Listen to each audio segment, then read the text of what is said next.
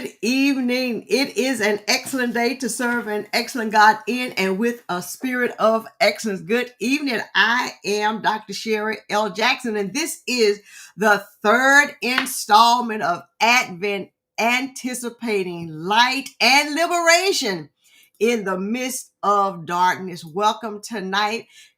We have had an extraordinary time, our last conversations, and I know tonight is not going to be any different. We are, as they say in the church, in the Baptist church at least, that every round goes higher and higher, and it gives me the greatest honor to have my guest here tonight, Reverend Margaret L. Conley, soon to be Dr. Margaret L. Conley from Atlanta, Georgia. If you know anything about Reverend Margaret, you know that she is serious about what she does. She is the host and the convener of Healthy and Holy Conversations, and she believes that psychology and theology goes together. And I'm so glad that she is with me tonight. Welcome, Margaret. I am so glad. I bow before you. I bow before you. I need to do the same. Like Dr. Sherri, ma'am, you just, believe it or not, I know the people that you have changed with your work, and I'm honored to just sit here and be in conversation. That's in the whole space with the great Dr. Sherri Brown Jackson. Like I love saying it. I own it. I own it. I ain't gonna say don't say that. Say it all. Say it all. Sherri Brown Jackson. I love saying it. I don't care how long I've been saying it. It's facts now. It's real facts. Yes, indeed. Sherri Well, Brown Jackson. Thank you, all seriousness. Thank you so much for joining me tonight in this conversation. And before we get started with our conversation, Reverend Margaret, I want to encourage those who are coming in to like, share, tag with your circle, your clique, or your crew, because we all pastor somebody, we all influence somebody. And we want you to come in as you find value here. And I'm already knowing that you're going to find value in this space. So come on in and welcome. I want to bring us up to date, kind of like do an overview, Reverend Margaret, so we can get right into our conversation tonight. On the first week, Dr. Garland Thompson was with me, and we talked about the Annunciation. We talked about the Annunciation of Hagar and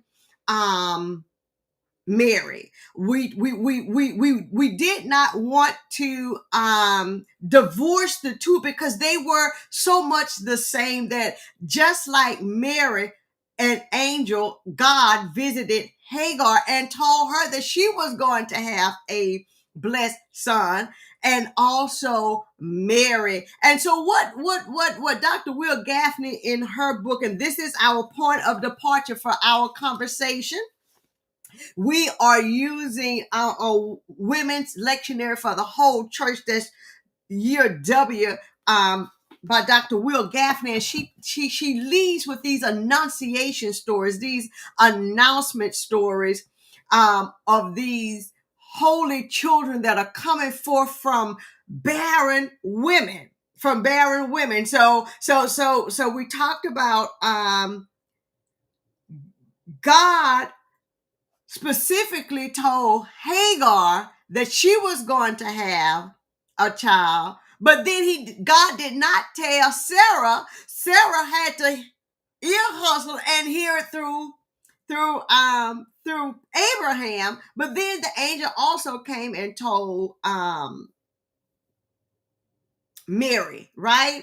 And so then last week, Reverend Marilyn Smith and I wrestled with what it means to be barren, to be a 14-year-old, to be engaged at that time with really a target on her back, because she was engaged to Joseph, and she, according to the Deuteronomy text, Deuteronomy 22, she really could have been stoned. Joseph had all according to the law, the customs. And I really want to say this, Reverend Margaret, because we may have some people who are listening to us who are every jot and tittle followers of scripture, right? They follow every jot and tittle. So the scripture, the law says in Deuteronomy that if a woman is found not to be a virgin at birth, at marriage, then she could be taken to the city gate for the townsmen to stone her. So that's what Mary was up against. So she goes to Elizabeth, and Elizabeth blesses her, did not judge her, but offered her community, right? And I like to say, Reverend Margaret, this being with Elizabeth gave Mary the hope, the faith that she needed in order to go ahead and do this work that she has been forced into.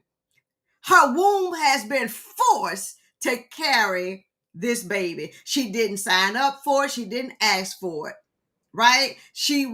Her womb was forced into labor, right? And so, but after being with Mary, with Elizabeth, Reverend Mark, is where we are tonight. That's where our conversation is tonight, starting with Luke 1, about 46, right? What we know as Mary's song or the Magnificat. So welcome everybody who's coming in tonight.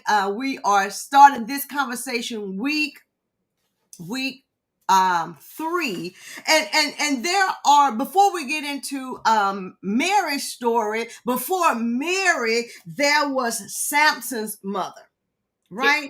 So there are, we sit with that, like whenever you go through. Go ahead on and get with that. Go ahead on and get with Samson's mother before we even get to Mary. And I think Dr. Gafney does a good job of bringing Mary. She came behind some women who had experienced the same thing. And I see you rocking, Reverend Margaret. So I think you want to say something right up in there about Samson's mother. And that's in Judges 13, 2-7. Go ahead. What is it you want? What I want to mention here is the profoundness of that text, like what is offered, what is there. And Dr. Gafney says something amazing about how the mother herself is being transformed into a Nazarite. Mm-hmm. And so it isn't just a request that you carry. First of all, you're not even supposed to be having children. His wife was barren. That's what y'all read the text for yourself. Y'all know I like to come in and just say that's what it's saying. His wife was barren. Yeah. So we're sitting here with Manoah, and his wife was barren. Manoah wasn't here to really care about nurturing this kid in the text. So in her giving birth, I want to come into that, because here we are with another text that a woman got to carry something that's supposed to save some people. Like the title you put up around liberation is women bring in the joy, but women bring in the salvation for a people, and they are disrespected in society. And we find the trauma around that is that women are disrespected for the very thing that they carry, which people begin to lift up and praise, is which we find in Samson's mother. And we don't even have her name, do we? Right. And giving instructions on how she has to manage her body, like what she can and cannot do with her body. She herself has to start fall in line with the customs and the how the Nazarite takes care of his body. She could not do things so that her son could purely move in, which means she became. What do we do with mothers who have to become in the moment that they're barren? Like, this is not even an expectation, but then not only is their body transforming while carrying, but they are becoming while carrying, so that that child can walk in the gift and the presence of who God has called them to be. I'm going to stop right there because I want you to finish introducing. Since you're right there. So she has to become a Nazarite. Yes. In order for her son to become a Nazarite, right? Right. So the text says in Judges 13, 2 through 7, the angel tell her, look now, you are barren, have never given birth. You shall conceive and give birth to a son. Now you be on guard. You don't drink wine or strong drink, and you won't eat anything unclean. For look, you shall conceive and give birth to a son. So she has to transform so that her son, not for her. Not for her. Not for her. Come on. This this text. This thing got me. But for her son to become, so that he can save and bring salvation to others. Mm-hmm. Yeah.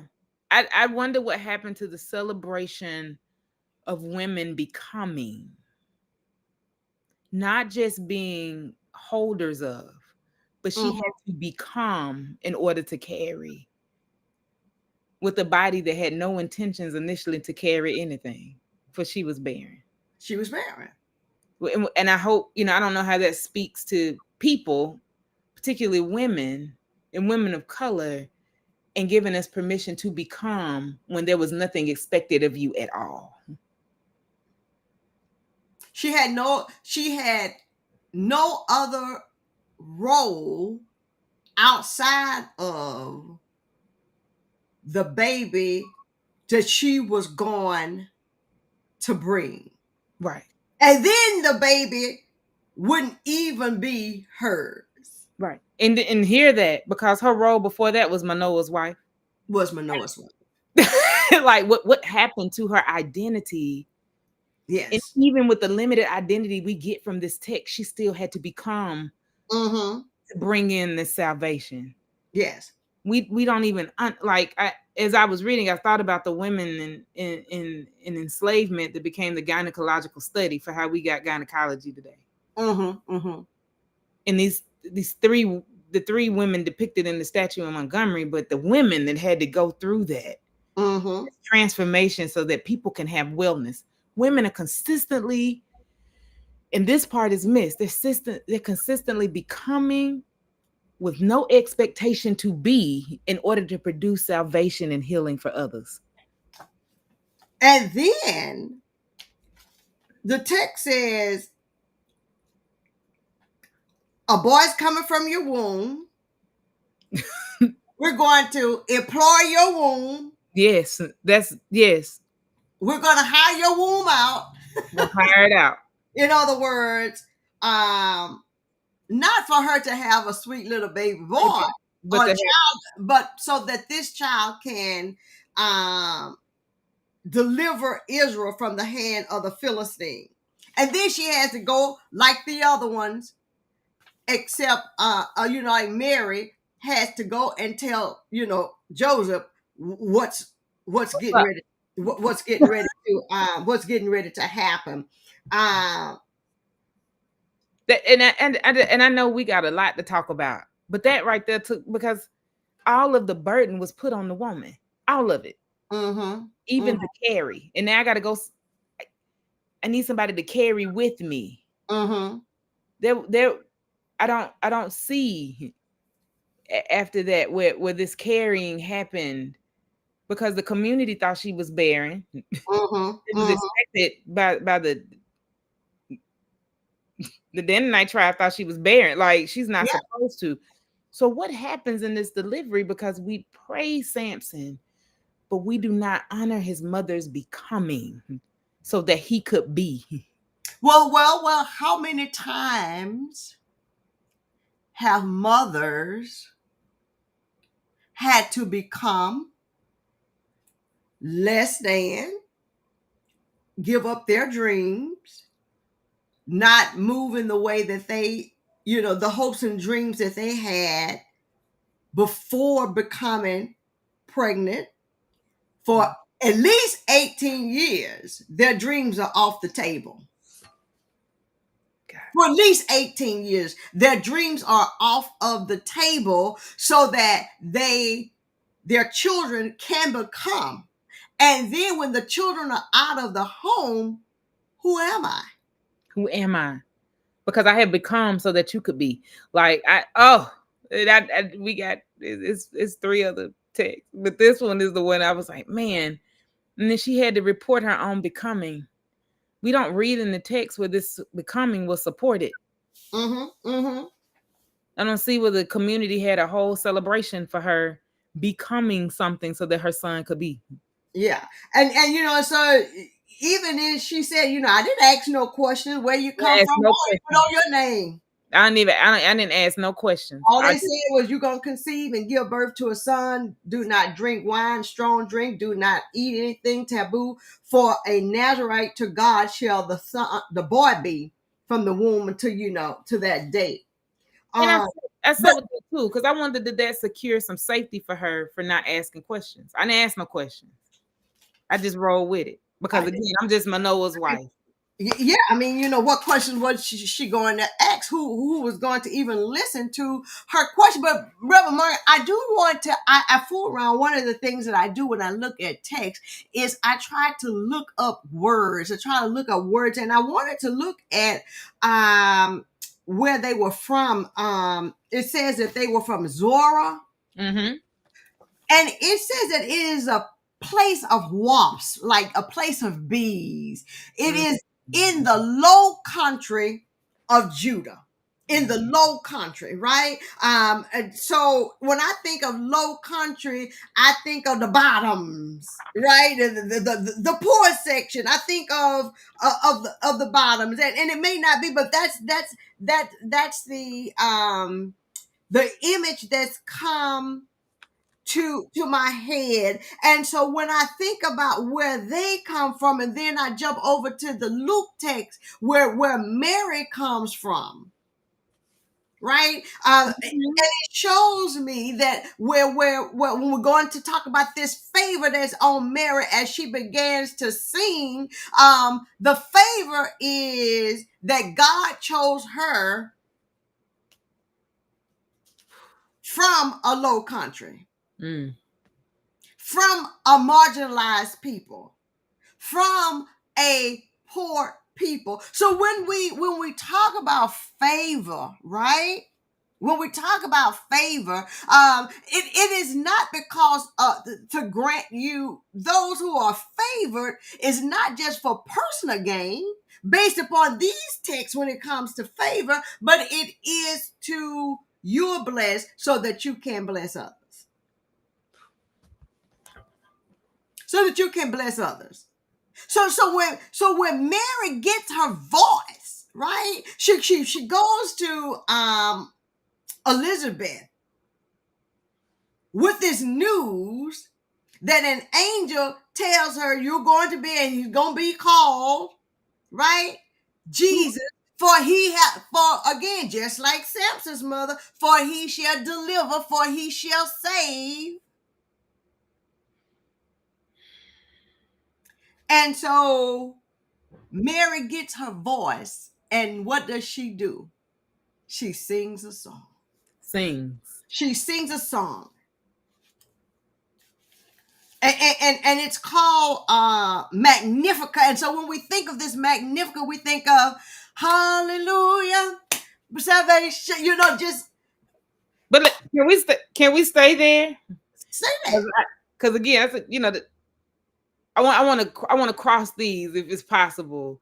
Okay. Manoah's wife and Mary. Okay. Because again, we have, and I want to honor Dr. Gafney too, because I read deeper. Like I said, the town didn't come out for no celebration or nothing around this. If anything, it became a spectacle. Let me go check my wife and let me go find this man, is what Manoah said. Yeah. Wife still don't have no name. Let's be clear, didn't come in and say we're gonna give her no name. So I'm glad Mary sung this song. Because here's this question. But Manoah's wife says something so powerful, which goes with Mary's song. That's why I want to say this, because Manoah's like, we have seen God, so we finna die. Manoah's wife comes through in the text. So y'all just go read the rest of chapter 13. She said, if I was supposed to die, I would be carrying this baby. Listen, yes, Joseph has an issue that Mary is holding this baby in her belly. Her baby, I love how you said her belly has been assigned out. We always want to say it was joy here. She birthed joy, but her belly was chosen and assigned out. Mary went and found who she could talk to, not someone that was going to keep her nameless, but she went to her cousin, honored her. Here's a celebration for Mary. Elizabeth is honoring her. Oh, yeah, carrying our Savior. Oh, but Mary did something spectacular with this song. She came through and honored herself. I don't know if women get permission to do that today, because they sure didn't do it then. She honored her. She said, I am me. Yes. Not just worshiping the baby. No, I have been honored. My womb has been hired out and honored. Me, I'm finna be blessed. I'm carrying and I am blessed. What happens when women get to do that? When they get to announce, I am blessed. I have been called to carry. Because men get to celebrate it. Yeah, yeah.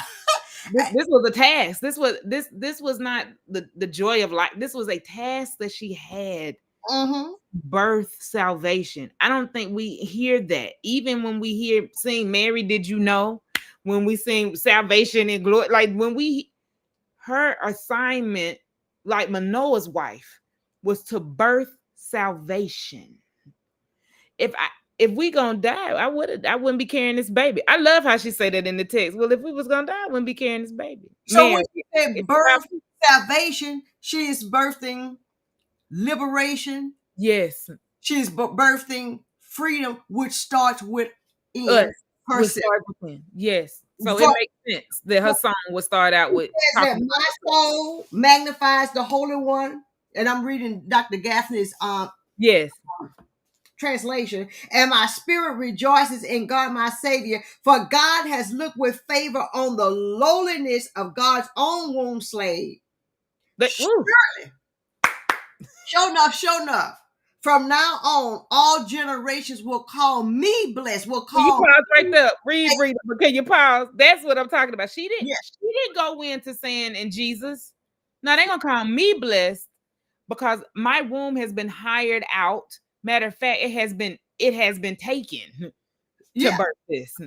So it's not just about her a poetic expression of praise, hope, and justice that resonates so deeply within. But if we look at it through a womanist interpretation or womanist lens, Mary sings a song out of radical proclamation of liberation and divine justice that protest. She got her voice and she then began to sing a song or to proclaim divine justice, right? Radical liberation, proclamation of liberation that first started with her. Which means you will not dismiss my becoming and my work. That will not be, it won't be dismissed. Yeah. And then the idea of her song also affirms that God works through God's preferential care for the marginalized, which goes back to how God cared for Hagar. So we cannot separate. One of the things that, I think that this brings out is that, okay, Hagar is far removed in time, but God took care of Hagar in the midst of a crazy situation. And God is going to take care of Mary in the midst of a crazy situation, because no doubt this is a political act. Yes. Let's set the stage of what kind of world is she walking in that she has to tell her husband that she is pregnant, right? They are in first century Palestine. Palestine, first century Palestine, they are living in the Roman Empire. There is a ruler, Herod, who wants to kill the baby boys because can't be but one king. You know, they are living under heavy taxation. They are living under all of these oppressive regimes and maneuvers and movements. Kind of sounds a little like what we're living in today. And she has to bring forth this child. Yet she finds her voice and says, look, I'm going to, because I am free. Because I am. I'm going to sing this song about what this child will do. Yes. And I want to, because the mirror here for me is even, looking at women who are barren. Like it doesn't say Mary was ever barren, but her cousin was. Mm-hmm. And I know we're in Mary's song, but that's okay. She sung that song for her cousin. How so? Because her cousin got dismissed in her pregnancy. So much so was his mouth not shut up until that baby was born, and he was willing to name that baby what God said.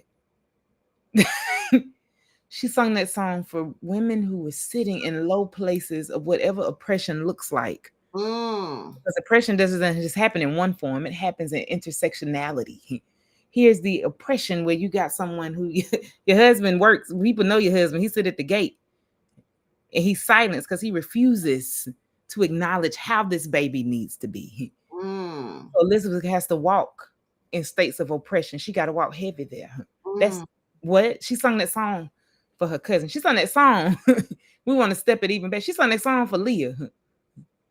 Leah kept having babies and kept not having no love and care. Never sung that song. She sung that song for Rebecca. I'm in love with my man, but these babies tearing us apart and they ripping my body apart. And they supposed to do something. My body's literally transforming. They ripping my body apart on the inside. I would rather die than have these babies. She sung that song of liberation for Rebecca. She sung that song of liberation for Manoah's wife, who never got a name. And even let her husband know, instead of you worrying about us dying, I'm carrying the baby that's supposed to bring deliverance. We would be dead by now. Like, I'm carrying this, I'm singing this song for Hannah. I'm singing this song for all these women who, at whatever intersectionality of oppression they had to sit in, look at what God, I'm going to be blessed. Because I'm carrying and I'm transforming to carry this salvation. And not just for me. And not just for me. And not just for me. And not just for me. So as I look, as I continue to look at this song, one of the questions is, so why does Mary sing? Why does she? And so when I looked up sing, it means to raise a noise, to make a noise. So she made a noise. This is a young girl who is put in a position, right? She's afraid, even when she said, let it be so. Because listen, it's a whole lot that goes with that. Let it be so. And this is what I want to tell somebody tonight. Even after your yes, even after your let it be so, there are still questions that you may have. It doesn't mean that you want to get out of the assignment, but it does mean that, listen, you're going to have to tell me a little bit more than what you told me. Because this is what I'm up against. So I believe that when she found her voice, after being with Elizabeth and Elizabeth affirming her and Elizabeth blessing her and Elizabeth giving her the community that she needed, right? Mary found her voice, and she raised a noise. She raised a noise. And and look at the noise that she raised. Like when I was reading this, I got excited and I asked for permission to share this. I got a dear friend. She's like a sister to me. She's my roommate for years. We still go around saying roommate.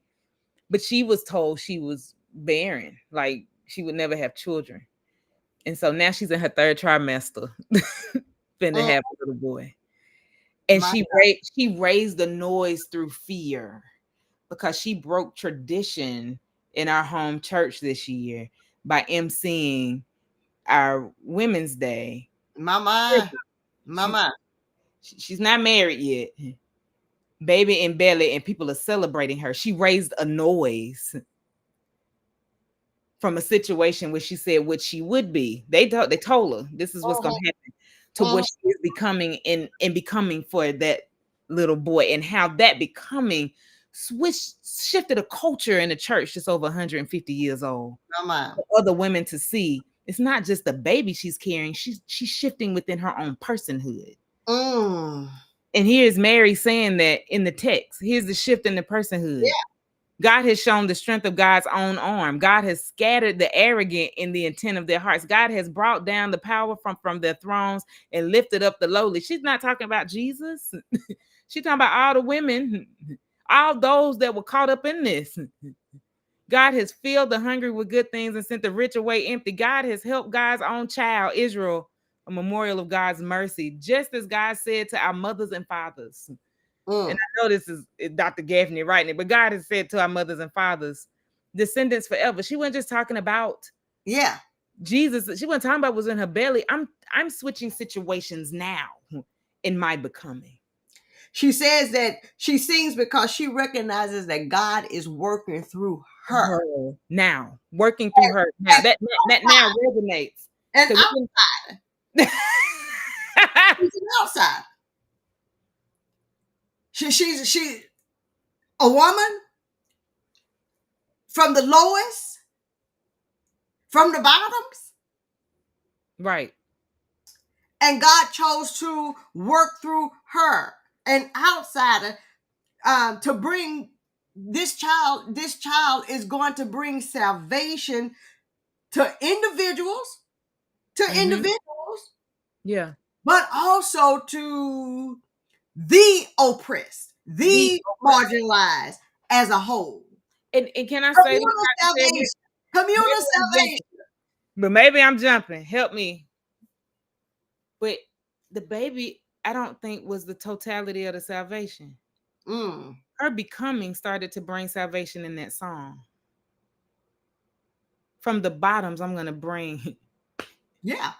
Her salvation started coming when her husband, when her betrothed, he wasn't her husband yet, was willing to drop her and not marry her. Her salvation started to come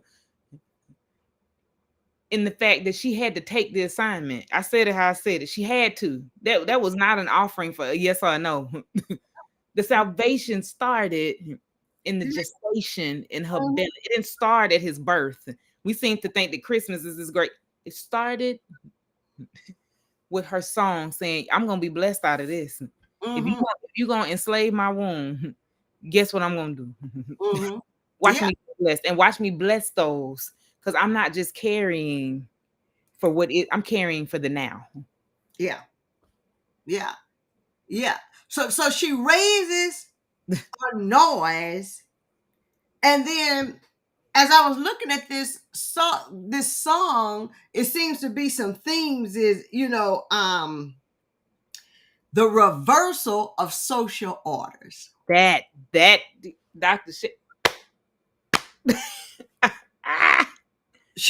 Her song is about the reversal of social orders. So if you know anything about the Gospel of Luke, Luke is written to everybody, right? It's written to the Greek. So we know that Matthew is a Jewish audience, so to speak, and then you got Mark that's let me see, what's Mark? I'm losing it. Mark is written in common language, like I think it's written help me somebody. It may be written to the Romans, but Luke I know is written to be inclusive, right? Because it talks about in Luke all the stories and the illustrations that Jesus used is about the first shall be last and the last shall be first. Jesus talked about turning the social order upside down by allowing a Samaritan,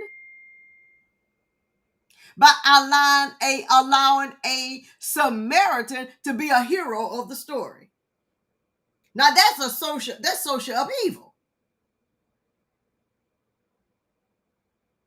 right? And so it is in Luke that tells the story. Matthew doesn't have the song, but Luke does, because I believe that the writer wants all of us to know that this holy child is not just coming for one, but is coming to bring salvation to all, and not just to get everybody in heaven, but also to learn how to work in the kingdom on earth.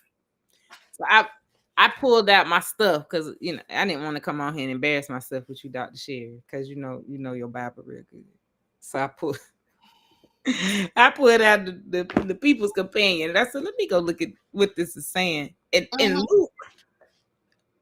Luke was written in a narrative experience for all. It was it was written so that all the whole thing is grounded in the experience of the people in their wombs. So this is why I'm saying it's so hard about Mary's song. Like what you said, she sung that for everybody. It's the song you sing when you belting it out.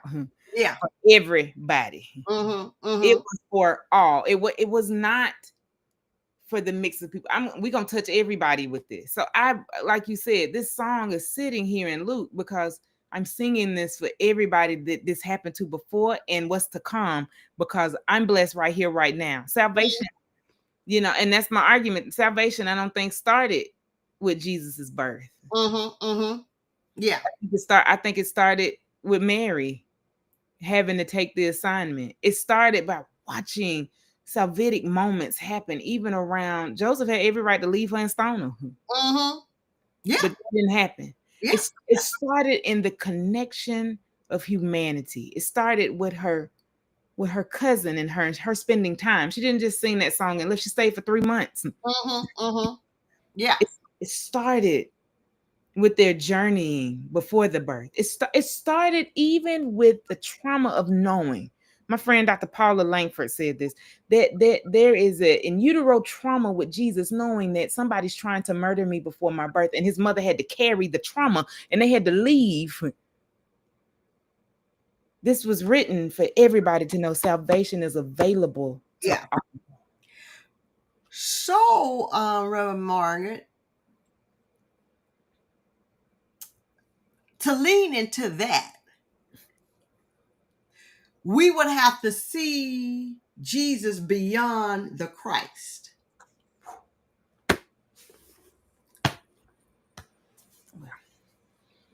See, the Christ is my Lord and Savior, Jesus Christ, that only gets us to heaven and washes our hands away from doing the work on earth. See, identifying with Jesus, the suffering Savior, identifies with the work. Right? So listen to the song again, right? Listen to the song again. That this baby, because Mary is not even, she's talking about being chosen, but she's also talking about not what is, but what is to come. Yes. She has this radical hope, this defiant faith that what we're living in now is not the end of the story. Listen to it again. God has shown the strength of God's own arm. God has scattered the arrogant in the intent of the hearers. God has brought down the power from the thrones and lifted up the lowly. God has filled the hungry with good things and sent the rich away empty. God has helped God's own child, Israel, a memorial to God's mercy, just as our son, mothers and fathers to Hagar and Sarah and Abraham and to their descendants. The work that Jesus does. I'm sorry, my thing keeps. Oh, it's fine. It's fine. Maybe we'll take the ding. It just ended the song. The reverse. This is what he said. Her song says, "The proud are scattered, the powerful are brought down, the humble are exalted, the hungry are filled, and the rich are sent away empty." This is the reverse. This reversal critiques oppressive systems where the powerful exploit the vulnerable. God's justice disrupts. Jesus is a holy disruptor. Disrupt hierarchies, signaling liberation for the marginalized. So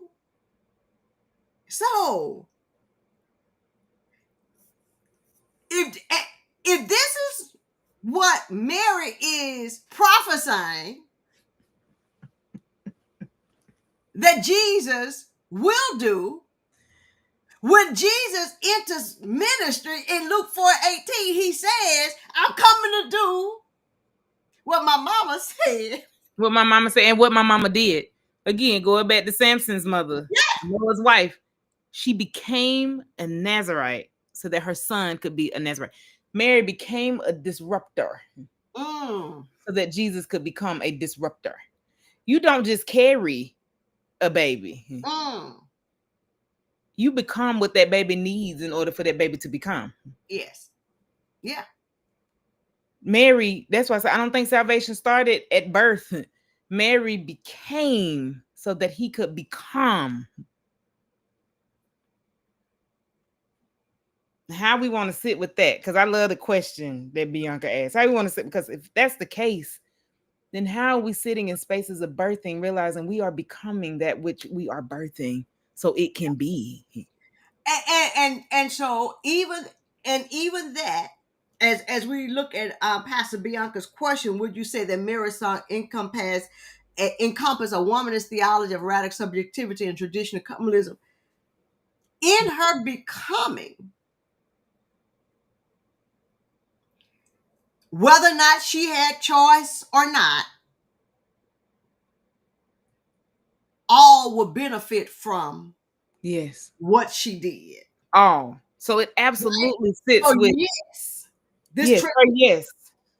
Her yes opened up the door for traditional communalism. Now, I want to come back down to also somebody said, this whole story, I mean, because this was empire, look like what we're sitting with now. So where are we sitting as a collective? I say this to help me. How are we sitting as a collective womb that's slaved? Because we are becoming that isn't easy. Like back to Dr. Paula's statement around this in utero trauma that Jesus experienced that Mary had to carry. As we sit as a collective womb, what are we carrying? That empire is threatening anything that we birth. And it's still gonna come anyway. Yes. It's still going to come.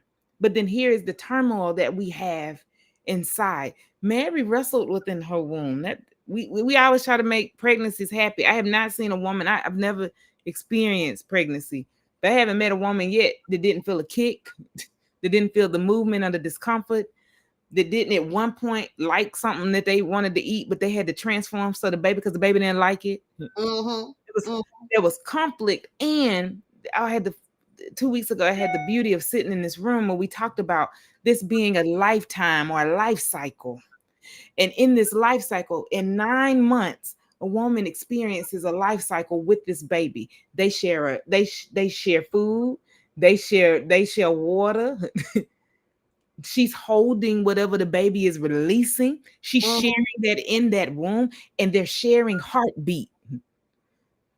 That's all they know. So it isn't you just carrying a baby. No, you're experiencing this baby's first lifetime. So you have to become. It makes sense that you have to become what your baby is about to be. How are we doing it? And because this is definitely reviving this radical communalism that we need. And how we finna birth this, so that generation can walk out what we have carried and become for it.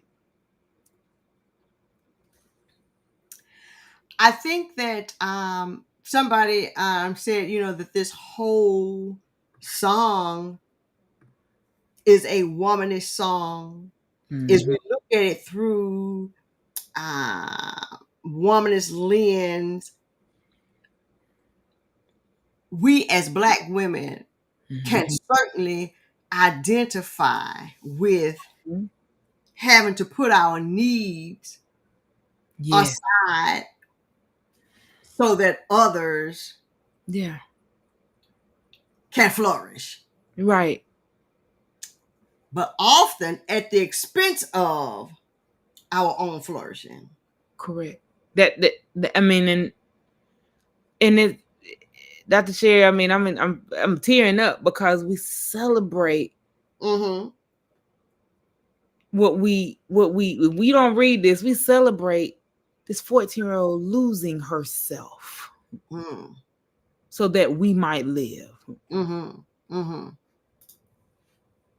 But she didn't do that in this proclamation, in this song. She raised her voice and said, "No, I'm not gonna be lost in this though, and neither are any of the ones that came before me or after me. I'm not gonna be lost because I'm becoming that which he will become."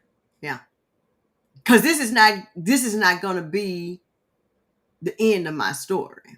This is not the end of my story. It's going to end for me, and I believe that I ain't gonna do like the Baptists and John and go all the way to Easter, but I just believe in my Shana that Jesus remembered Mary when he told the beloved disciple, "I want you to take care of her.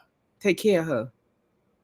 I want you to take care of her and all those with her," because she always had an entourage. Her sister Mary, she had Salome and all of those with her, right? To take care of her because of what she had endured for him. Correct. Right? What she had did for him. So, from a womanist perspective, Mary's song is indeed a protest song. She is serving notice on Empire. She's serving notice. We here. She's serving notice on Empire. And I believe that Empire heard about her song and say, "Who is this child that's going to do all of these things? I'm going to get rid of all the baby boys. All of them. 2 years and under, they gotta go because ain't but one king, and that's gonna be me." That's what Herod said. But she declared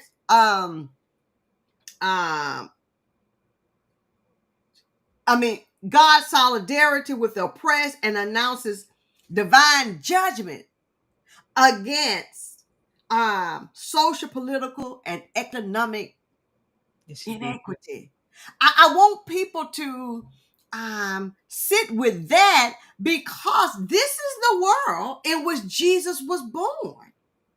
So we cannot say that we don't want to be involved in politics. We cannot say that the church has no place, politics has no place in church. You cannot celebrate or even read the Christmas text without engaging in politics. Here's the call. Like, this is, so it makes me question Dr. Sherri. Y'all, we in conversation if y'all watching. I was so excited she said we could be in conversation. Yeah.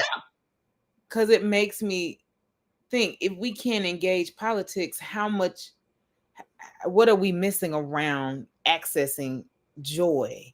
So, because this is my understanding of joy now, and I'm wrestling with it still. But joy is the other side of the coin that holds grief. Mm-hmm. And if we can't wrestle with the full context of that, of those twin emotions, then we're missing the point of Advent. We're missing the point of this birth, and we absolutely miss the point of carrying it to the cross, because we can't wrestle with how we have to move through. And in this case, this level of intersectionality at empire and birth, empire in the status of women, empire in the status of community, empire in the status of historical data that's in front of us, even with her ending this song by announcing ancestral space. We got to sit with that before we think that we can access joy, because she did. That's how she wrote the song.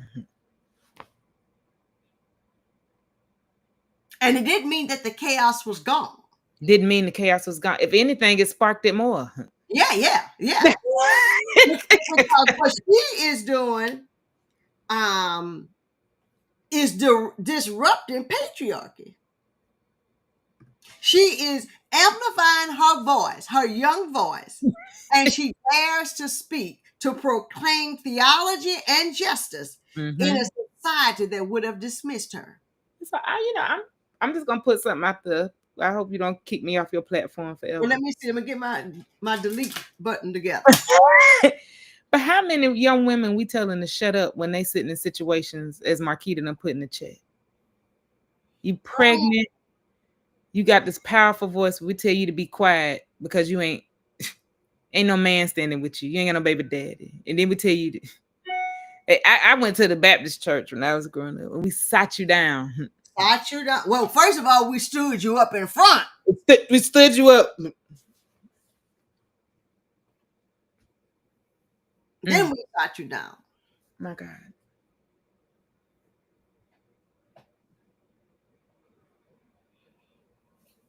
When this is actually supposed to be a space of not even moving into the beginning of this liberation. So what this taught me too is the beginning of this liberation. I'm going back to Manoah's wife when he was like, surely we gonna die because we done seen God. And her statement is, well, I wouldn't be carrying this baby. Liberation is inside of what you carrying. And that don't look liberation at all. That don't look liberatory. It don't look happy. It don't look like joy. It look like a heavy thing that you got to put in the earth. She announced what her womb had become. I'm your womb slave. Womb slave. That's how Dr. Gafney. That's the announcement so if that's what I got to be, then I'm gonna become what I'm about to. Yeah. Too. Yeah. So, Dr. Margaret, as we bring this, as they say, as we land this plane, how is it that we women, and particularly Black women, how can we identify with Mary's song, with her protest song? Are there things that we need to raise a noise? Are there things that we need to protest? How is it that we can? One of the things in chaplaincy, you often hear people say, well, I've never been in, I don't identify, I have not done what she's done, or I had not had that to happen to me. Okay, well, you may not have had that to happen to you just like that. But when you have found yourself in a situation that went against society's norm, when you have found yourself being forced to do something, when you have found yourself maybe not in that kind of situation, but in a similar situation, right? Mm-hmm. How did you get out of that situation? This is what I know to be true. We have to raise. We have a sound that needs to be raised in the earth. We have a song that needs to come. Mm-hmm. And we also have a song that needs to come above what we have been bathed in for so long, which is white supremacy culture. That song has to raise above what we think is shaming. This is what she did. This was empire. And she's singing this song to her cousin. I just imagine her belting it out with her cousin sitting like, woo, because she's singing this song that's pushing against empire and also inviting us to push against empire as well. Sing the song until it gets to the parts that don't feel good. You got to sing the parts that don't feel good too. There is where your liberation is. And when that sound is raised, it starts to break the barrier of all we have been burdened with and expected to be loyal to. We find the gift beyond the loyalty of the mess that we are holding. That's what she did. Because the mess she was holding was, I'm pregnant, I ain't married, don't nobody know who the baby daddy is. The angel that had to go to Joseph. And all I got is this wild, crazy story. It's a wild, crazy story. I'm at my cousin's house, who she the only one really happy for me right now. And I'm like, nah, but it ain't even about that. It ain't even about that. It's about the fact that I got this task in front of me and I'm becoming. And when we can raise that up, because she sung this against empire standards, and she removed the shame off of herself, because I am doing what God called me to do, even in these adverse circumstances where society tells me that I am not acceptable. I am not supposed to be. I'm not wanted anymore. I am dirty. I'm unclean. And we watch her son continue to follow that legacy of this song, even with working with the people in the text. Who I'm reminded of is the woman where they were finna stone her. He just got down in the dirt. We're not gonna shame the moment. We're gonna call you to action and to see yourself and step away, so you can go work on you. Mary, this was a call to, in my opinion, this was a call for you to see yourself and express that gift out. That's why I keep saying it. It didn't start with the birth of Jesus. It started with Mary having to take the assignment. Some of us don't want it. I have cried to Dr. Sherri. I don't want it. Who wants it? Who wants it? Because guess what? I'm just gonna. I gotta take this assignment.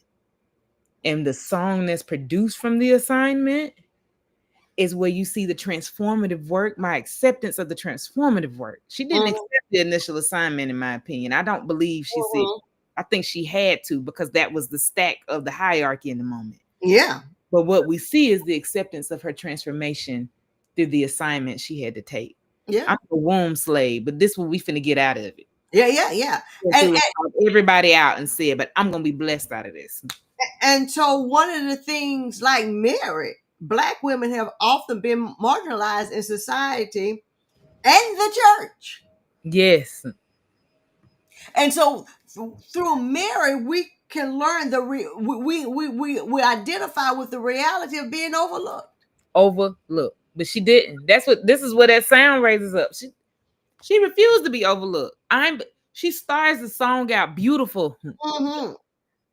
Look at she starts the song out, and in today's society, this might have been she went from my soul magnifies the Holy One, and then comes down to say, surely from now on all generations are called me blessed. Me blessed. Not what I'm producing, because my womb has become a slave for your yeah. And your name will still be holy. Please hit your name will still be holy, and I will be blessed. And then she goes into calling out empire. She calls out empire. What's happening to you. And so what she models for us is a bold resistance, a bold voice of resistance.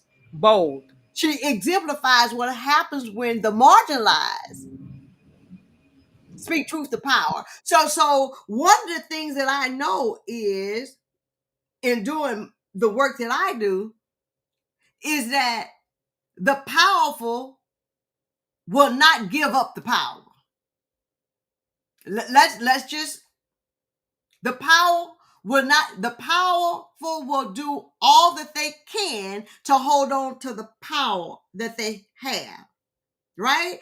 And Right. so if you have any power, that means they have less. So they're going to do whatever they can to hold it. But what I also know is when those who have less power realize that the powerful is not going to give up any power, that they're going to have to go in and take it. And this is the other thing, Dr. Sherri. I love this. This is how my brain sees power now. When those who have been told that they have less power, no power, realize that they are born with power, then they just go in and state it. Because people who don't recognize that, who think they can take it, they only operate in their role and status. Let's look at King Herod. He only understood being a king. He forgot about being Herod. You're born with power.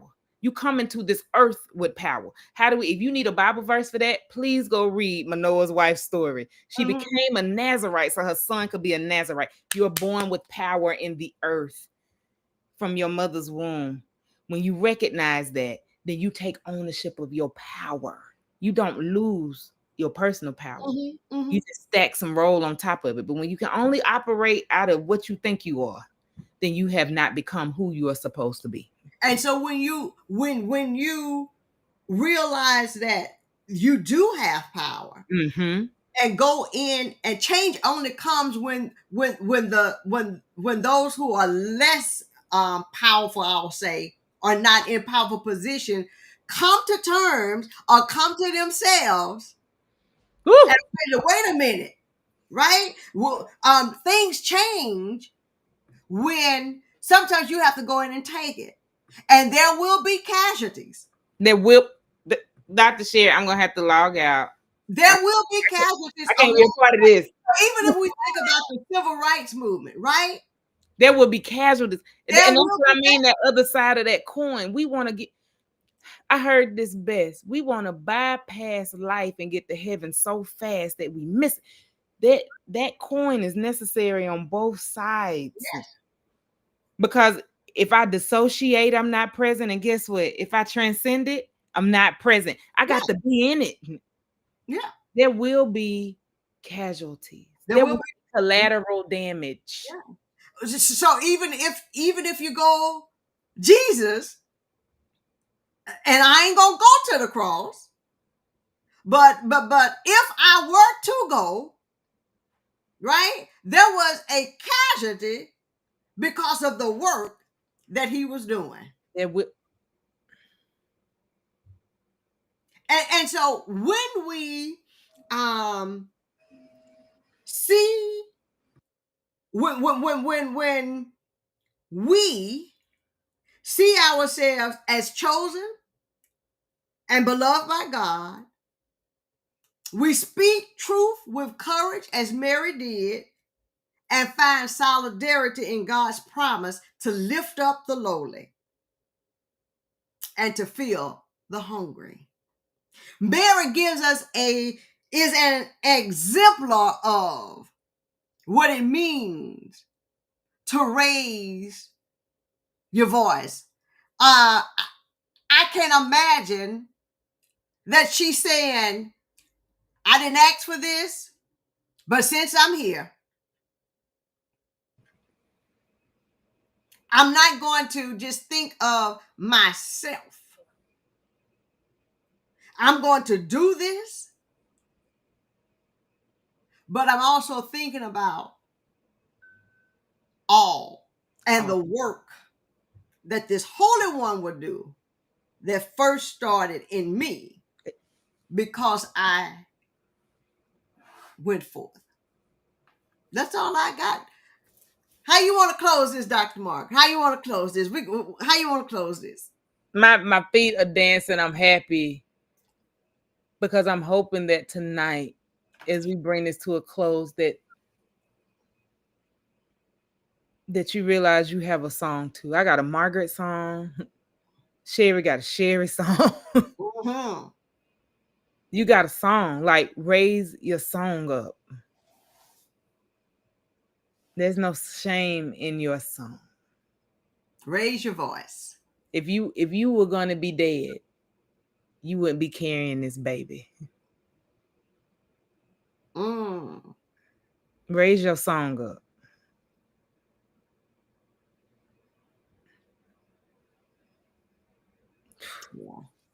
Yeah. A song of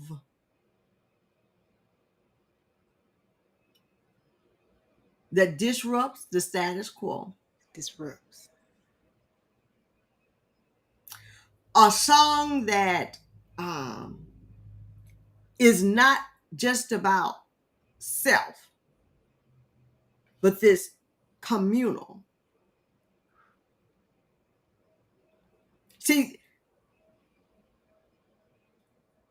the first liberators were really those Hebrew women. Now, and I ain't going there, but I'm just trying to march it so we can close. The first liberators was really those Hebrew women. And Moses' mama and Miriam and Pharaoh's daughter. Those were the first liberators. And they too saved the boys. So Moses could go and do what Moses had been called to do. But the first liberators were the women.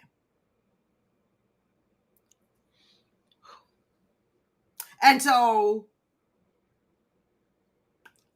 that's all I